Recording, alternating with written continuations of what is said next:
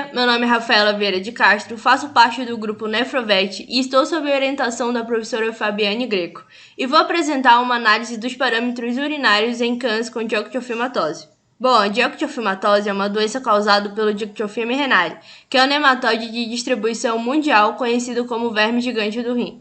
Ele pode alcançar até 1 metro de comprimento, infecta animais domésticos, silvestres e o ser humano, caracterizando-se uma zoonose. O rim direito é o mais acometido pelo parasita, que se alimenta através das enzimas esofágicas, o que facilita a destruição do parênquima renal.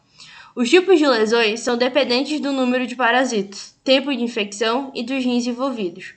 O paciente com dictiofimatose geralmente desenvolve insuficiência renal crônica, com alterações irreversíveis do parênquima renal e lesões como glomerulosclerose e glomerulonefrites, causando um aumento da filtração glomerular que leva à esclerose glomerular e proteinúria, sendo a proteinúria considerada um marcador da doença renal crônica devido às alterações de permeabilidade glomerular ou de inflamação do parênquima renal.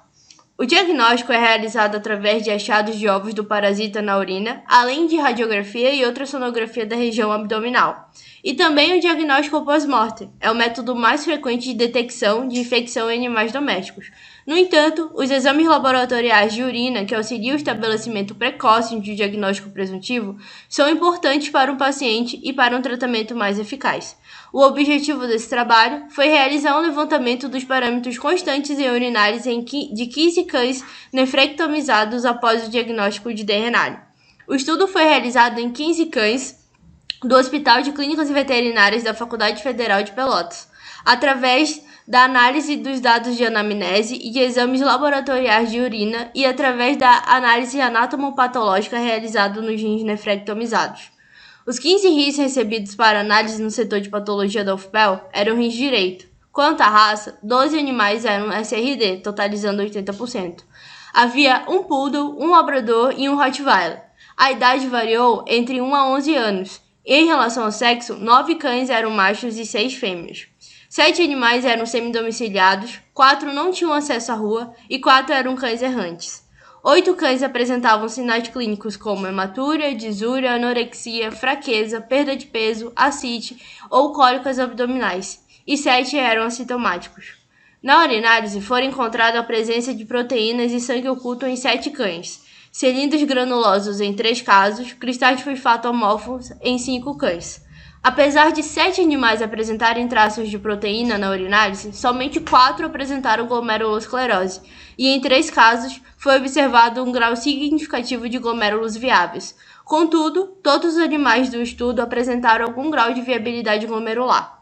O fato de que 8 cães desses estudos não apresentaram proteinúria, apesar de possuírem outras lesões renais de doença renal crônica, nos sugere que a função glomerular pode ser mantida mesmo com um alto grau de comprometimento de parênquima renal, o que nos coloca em dúvida em relação à análise exclusiva dos traços de proteína na urina, como parâmetros de diagnóstico de D. renale e de doença renal crônica.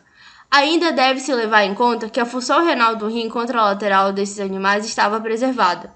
Animais parasitados por D. renale muitas vezes podem ser assintomáticos. No presente estudo, apesar do alto grau de comprometimento renal dos rins afetados, 7 animais não apresentavam sinais clínicos, sugerindo que o parasitismo renal torna aquele rim comprometido, mas não necessariamente requadra o animal como doente renal crônico.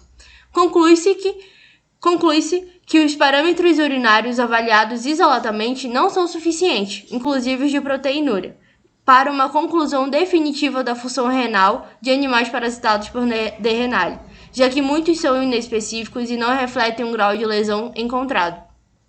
Porém, podem ser aliados para o estadiamento e prognóstico da atividade renal. Essas são algumas das minhas referências e o agradecimento à sexta semana integrada da UFPEL, ao Grupo Solvet por disponibilizar os dados, ao PRODIC, ao Nefrovet, que é o grupo pelo qual eu faço parte, inclusive a Universidade Federal de Pelotas. Obrigada.